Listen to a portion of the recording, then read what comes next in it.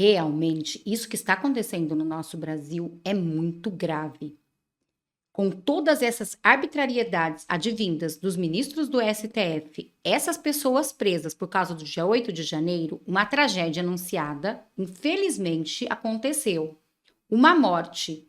Uma morte que ainda vai dar o que falar. Além de ser um grande patriota e que tem uma família e deixou todas essas pessoas sem ao menos conseguir vê-las, e olha que já tinha um pedido de soltura da PGR porque ele tinha problemas de saúde. O problema disso tudo é que criou grande revolta. É lógico, não era para menos, né? De repente não. Segundo informações, ele tinha um problema de saúde, esse patriota, e não poderia estar lá preso, precisaria se cuidar. Mas Alexandre de Moraes já se manifestou sobre isso. E vamos saber todos os detalhes dessa história. E mais, ainda tem um advogado que resolveu revelar toda a verdade e contar o que realmente aconteceu na Papuda. E o que ele vai revelar vai deixar vocês chocados. Mas antes, deixe aqui nos comentários de qual cidade vocês estão falando, como está a sua cidade ou seu estado no terceiro mandato de Lula. Infelizmente, essa é uma triste notícia, mas temos que prestar muita atenção no que está acontecendo no nosso Brasil, porque isto tem que acabar. Pessoas já estão morrendo por causa dessa tal democracia que eles tanto pregam, mas que na verdade no governo de Lula não tem. E olhem o que disse essa notícia. Advogado revela detalhes estarrecedores da morte do preso pelo 8 de janeiro dentro da Papuda. É isso mesmo. A morte do patriota Clériston Pereira da Cunha, de 46 anos, conhecido como Clezão, chocou a todos. Todos mesmo, até mesmo porque essa morte poderia ter sido evitada. E realmente isto é verdade, porque ele tinha problema de saúde. Ele estava preso no complexo penitenciário da Papuda pelos atos do dia 8 de janeiro. Segundo informações, o motivo da morte foi uma convulsão seguida de uma parada cardíaca. Algo extremamente triste e revoltante, que mostra que as pessoas presas pelo 8 de janeiro estão sofrendo e muito. O advogado Cláudio Caviano soltou o verbo e revelou os detalhes e as atrocidades que eles passam lá dentro. Olhem o que vai dizer o advogado, acabando com toda a narrativa da esquerda. O Clériston Pereira da Cunha, lá de Feira da Mata, ele aos 46 anos faleceu. Ele era de 17/7/1977. Era inclusive irmão de um vereador lá de Feira da Mata. E faleceu hoje, 20 de novembro de 2023. Segundo eu apurei, teve uma convulsão seguida de parada cardíaca, ou cardiorrespiratória, né? PCR, e não teve como, apesar do Dr. Frederico, que também está preso lá, prestar o socorro, ele não foi atendido a tempo, né? Chamaram, os outros presos chamaram, mas parece-me que não foi atendido a tempo. Infelizmente veio a óbito. São tantos os descasos, os desmandos, as... Prestem atenção, gente, que agora vem a bomba. Ele vai revelar todos os descasos e essa morte poderia sim ter sido evitada. Olhem. As atrocidades cometidas nesses processos, que eu não sei nem por onde começar. Você sabe que eu escrevi um livro sobre isso, trouxe ali um monte de nulidade.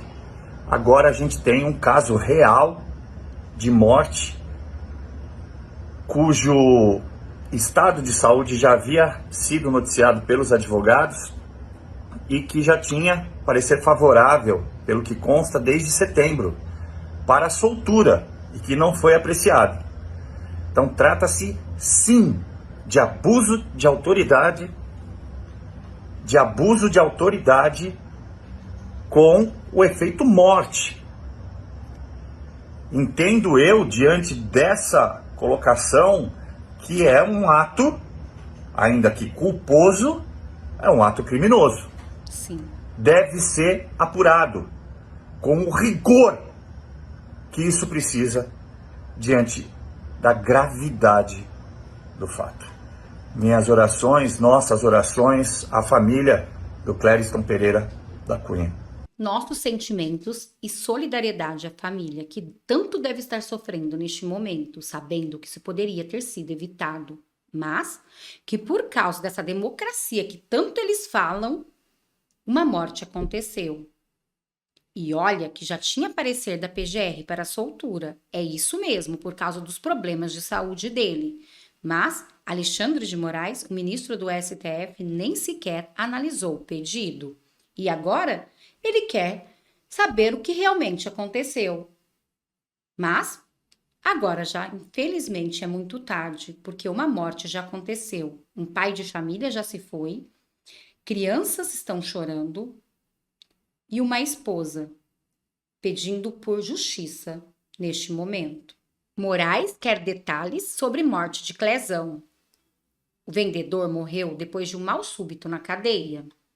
O ministro Alexandre de Moraes do Supremo Tribunal Federal determinou à direção do Centro de Detenção Provisória em Brasília informações sobre a morte de Clériton Pereira da Cunha, o Clezão, morto nesta segunda-feira, dia 20, na Papuda, depois de ter um mal súbito. Conforme a decisão do juiz do STF, requisita-se ainda cópia do prontuário médico e relatório médico dos atendimentos recebidos pelo interno durante a custódia. Mas em setembro deste ano, se atente a essa notícia que eu vou dar agora. A Procuradoria-Geral da República, a PGR, concordou com o pedido de liberdade apresentado pela defesa do Clezão. O órgão considerou que o fim da fase de instrução com audiências das testemunhas e do próprio réu possibilitava que ele fosse solto. Relator do caso do Supremo Tribunal, o ministro Alexandre de Moraes, contudo, não apreciou o pedido. Agora é tarde, né? Ele querer saber realmente o que aconteceu. Agora a morte já foi. E realmente todos esses que estavam lá falando que essas pessoas eram golpistas, principalmente Clesson, têm que sentir a dor dessa morte. Entre eles, aqueles da CPI, que fizeram aquela CPI do circo, aquele absurdo, culpando todos aqueles do ato do dia 8 de janeiro. Enquanto isso, Flávio Dino não trouxe as imagens, não teve Guarda Nacional que foi responder, eles blindaram o governo. E agora, uma morte ocorreu. E realmente isto é muito sério que está acontecendo no nosso Brasil. Está ficando de mal a pior. O Congresso precisa reagir.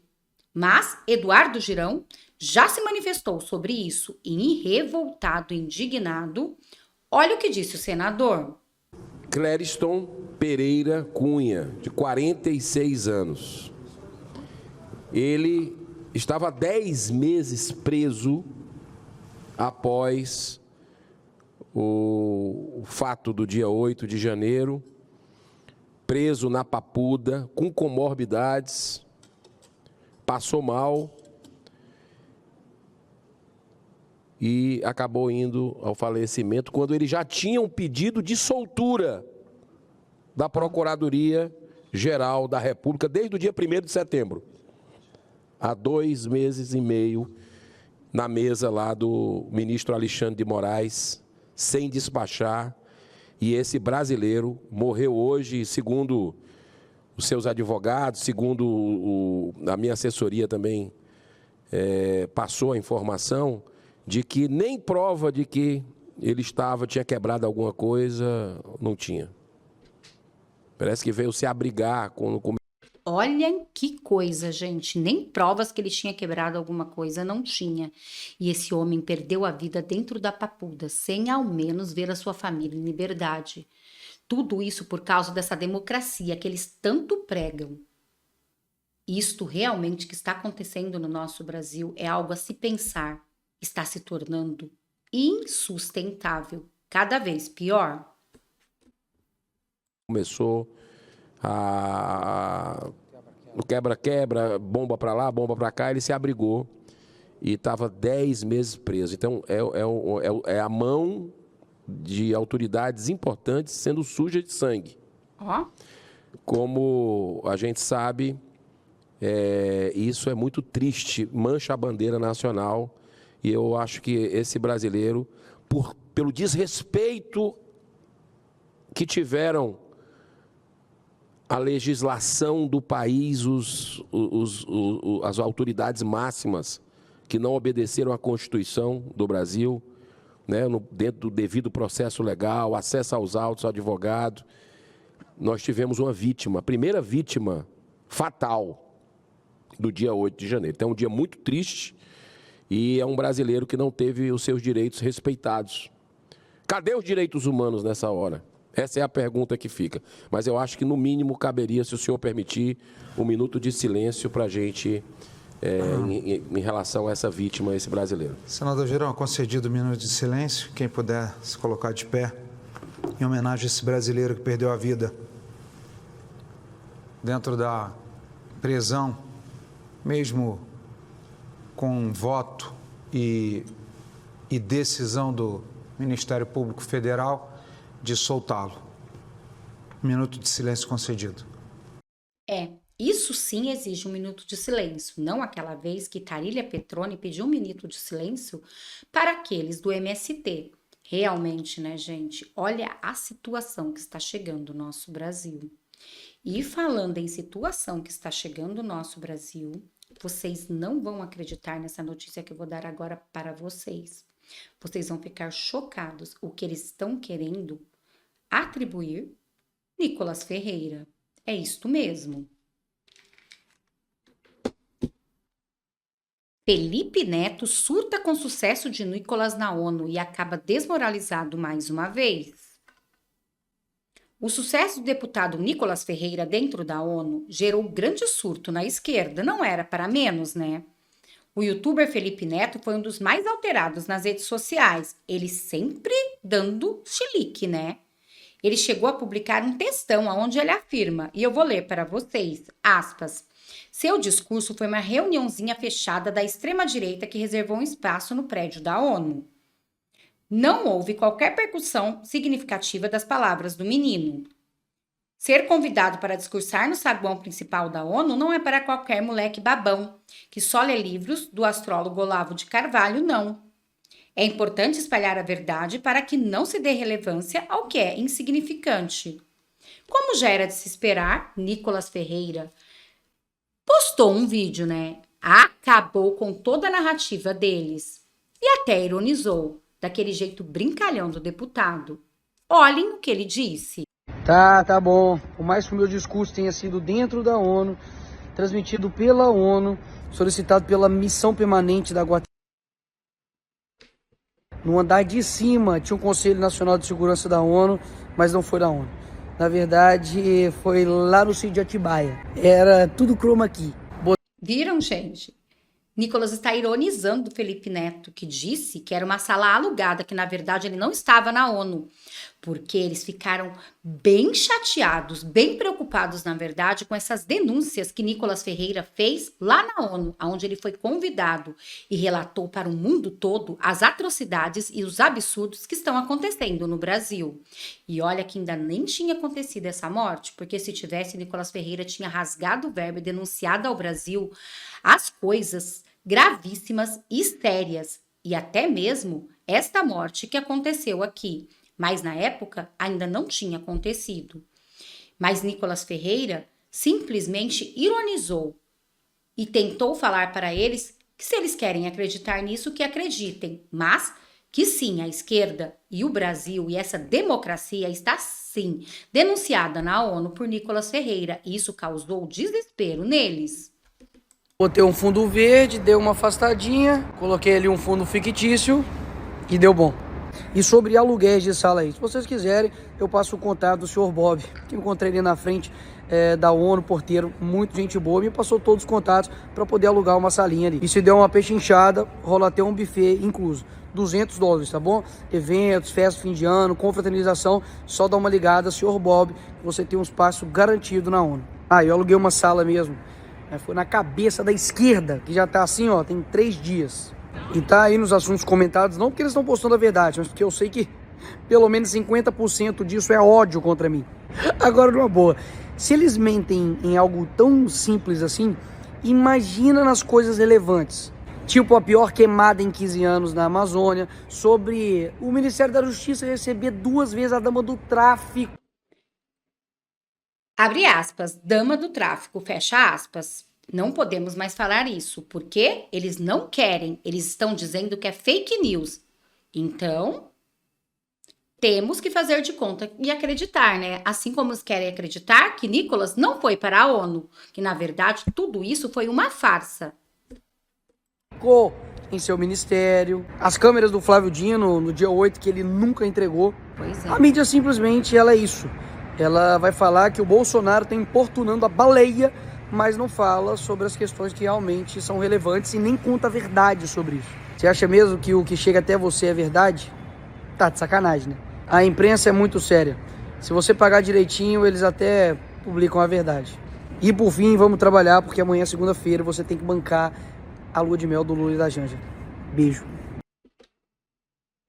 Pois é, né, gente? Temos que trabalhar porque... Olha essa notícia. Em menos de um ano de governo Lula, despesas de viagens atingem marca de 1 bilhão. Diz a Veja, tá? Em menos de um ano de gestão sob o comando de Lula, o governo já desembolsou aproximadamente 1 bilhão em apenas de despesas relacionadas à viagem. A informação foi divulgada pela revista Veja. Então, Nicolas Ferreira tem razão. Temos que trabalhar para pagar todos esses custos do governo. Enquanto isso, a tragédia anunciada aconteceu no nosso Brasil. E sim, tudo por causa dessa democracia que eles tanto defendem, mas que, na verdade, nós não vemos no Brasil.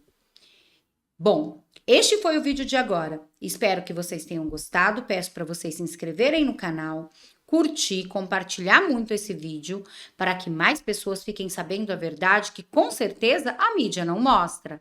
Mas aqui no nosso canal você sempre vai ficar por dentro de tudo. Muito obrigada a todos. Até daqui a pouco eu volto com mais vídeos, mais notícias e mais reacts para vocês.